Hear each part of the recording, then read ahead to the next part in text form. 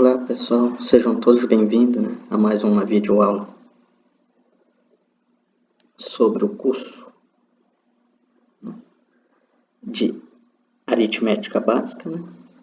Eu sou o professor Alan Lacerda e vamos tratar sobre algumas ideias e conceitos sobre os números. Bem, historicamente,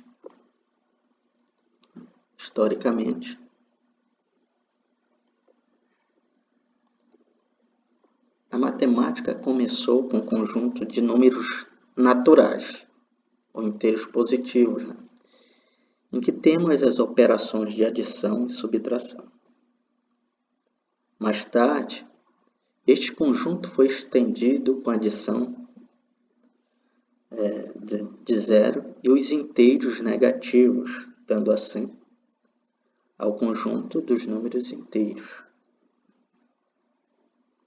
Neste conjunto, a subtração sempre é possível, mas a divisão só é possível em certos casos. Por exemplo, podemos dividir 20 por 5, mas não por 6. Os matemáticos, então, foram levados a introduzir um número racional, aqueles que podem ser escritos na forma de fração. Bem, então, a divisão sempre foi possível, exceto por zero. O que a gente percebe aí? Que, embora a matemática tenha surgido da necessidade prática utilitária, evidentemente ela não se prendeu a essas formas de conhecer e operar a matemática. Eventualmente se percebeu ainda mais números que eram necessários para fazer os cálculos até bastante simples. Podemos situar, por exemplo, a diagonal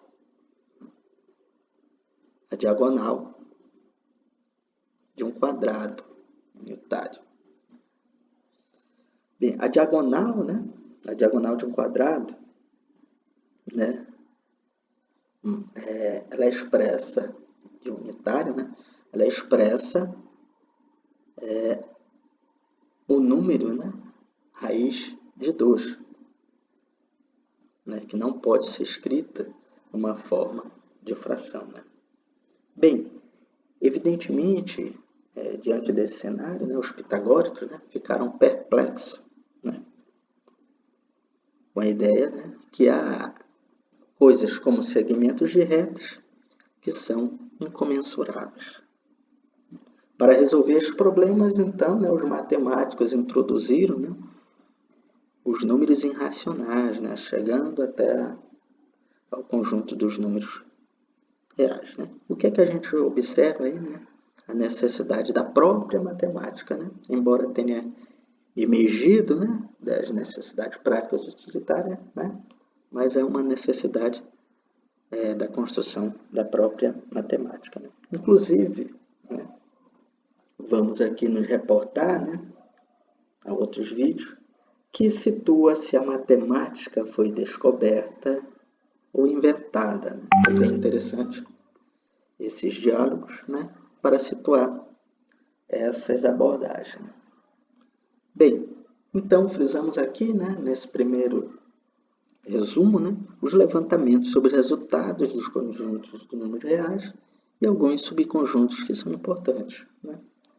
Bem, evidentemente, vamos dar continuidade aí no tema da nossa aula, que é o conceito de números e as operações. Bem, é pertinente aí, nos perguntarmos o que é um número, e por que ele existem nas suas diferentes, a existência de números diferentes. Essa introdução inicial já nos situou essa compreensão, ainda que mais elementar, da necessidade da própria matemática. Bem, a resposta sobre o que é o número, né, evidentemente não é de maneira nenhuma trivial, né? No entanto, essa envergadura, né, para a construção daquilo do que seja o número é importante e necessária estar abordando nas escolas a compreensão das crianças. Bem, vamos agora, né, nos reportar a alguns conceitos filosóficos sobre a ideia dos números, né? Evidentemente, a gente não quer aqui esgotar sobre o tema, né? Mas vamos aqui trazer algumas ideias chaves e pontapés inicial para a compreensão dos números, né? Bem, os filósofos, né, da matemática, os educadores matemáticos, os psicólogos e alguns pedagogos são os que mais se ocupam, né, com o processo de formação do conceito de número em nossas crianças, né? Bem, o Piaget, né, um teórico, evidentemente ele investigou também essa compreensão. Bem, agora por que, né, é tão intrigante e por que essa pergunta do que é os números gera tantos maus entendidos aí, né? Vamos então entender um pouco mais, né? Bem, o conceito, né, de número natural, né, fora algo sendo tão natural que pouco ou quase nada se preocupam os professores da educação básica. Contudo, né, as considerações do autor, né, Jesus, no seu artigo, né, ele evidencia que compreender esse ente, o sistema de numeração, seria de fundamental importância para situar e iniciar os estudos das nossas crianças na matemática. E as considerações que esse autor, né, evidencia da origem, né, ele remonta a outros autores para entender que o conceito de número é histórica e se desenvolve conforme as mudanças sociais.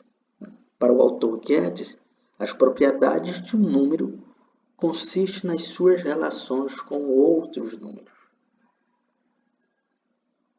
Em geral, uma abstração tirada da sua base concreta não tem significado em si própria. Ela existe apenas nas suas relações, né? Essa, evidentemente, é uma compreensão, né? Eu vou colocar aqui, evidentemente,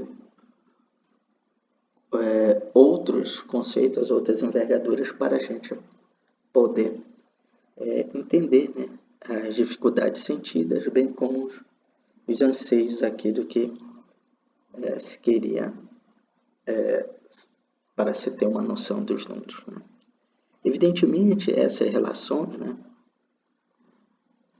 bem, tem as máximas aí que a gente pode situar, né, as máximas do Platão, né, onde para Pitágoras, né, tudo é número, né, os números governam o mundo, né, a máxima de Platão, né. Evidentemente, vamos reportar aqui a um outro autor, né, que é o Nilson José Machado, né, ele tem uma obra que é Língua Materna e a Matemática, né. Ele considera, né, e outros autores, evidentemente, né, consideram que há duas maneiras básicas, né, há duas maneiras básicas de conhecer os números, né.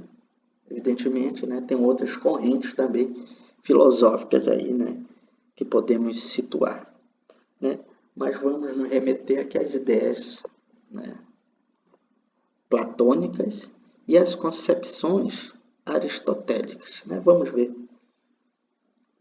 quais as compreensões desses autores, né. Bem, para Platão, né, que entende Platão, né? Que a realidade concreta não é senão um mundo de aparências, né? As entidades verdadeiramente reais são as formas ou as ideias, né? Evidentemente, o Platão, né, compreendia, né, que esse mundo é uma cópia imperfeita do mundo das ideias. Essa era a compreensão do Platão, né? As ideias nas concepções realísticas, né? Já para Aristóteles, né, a matemática seria constituída de construções elaboradas a partir dos mundos das percepções sensoriais. Assim, né, a suposição que os enunciados matemáticos são intrinsecamente exatos é substituída pela análise de uma adequação à representação do mundo empírico. Na frente aristotélica, né, como Newton, né, temos aí um representante, que os números, né, são originados nos processos de contagem. Né? Ou seja, aí temos uma outra ideia, né, do que seja o número. Né? Contar e medir, então, né, tornam-se as operações intelectuais determinantes dessa compreensão. Bem, na linha platônica, né, tem autores como Frege, ou Frege, né, que ele compreende que os números não é algo abstraído, né, não é algo abstraído das coisas, não é algo físico, não é uma representação, mas é algo, um objeto especial, regido por leis próprias, né, regras e normas, né, que governam o universo comunicativo, né, dos números. Bem, aí Frege, né, tem uma obra, né, que é Os Fundamentos da Aritmética, né, e ele se faz o questionamento do que é o número 1. Ao levantar a proposição, né, ele fala que o número 1 é uma coisa, né, ele coloca essa proposição. Mas, ao fazermos esse levantamento, né, ele advoga que somos inclinados, então, se compreendemos que o número 1 é uma coisa, somos inclinados a cada um, né, deveria ter o direito de evidenciar o que quisesse a mesma posição. Então, que poderiam significar coisas distintas para diferentes pessoas, né, se fizéssemos tal questionamento. Né. Hoje, no entanto, né, já não é possível assim, fazer uma distinção tão categórica. Né. O Einstein também, né, concebe os objetos matemáticos, né, como um fato de serem criados. Né. Aí chegamos àquele levantamento lá da matemática, né, se ela é inventada ou descoberta. Né. No entanto, Einstein concebe os objetos matemáticos, né, e serem criados, mas acredita tal criação ao pensamento humano. Né. Bem, há outras proposições, evidentemente, né, que admitem, né, uma existência supraempírica dos números naturais.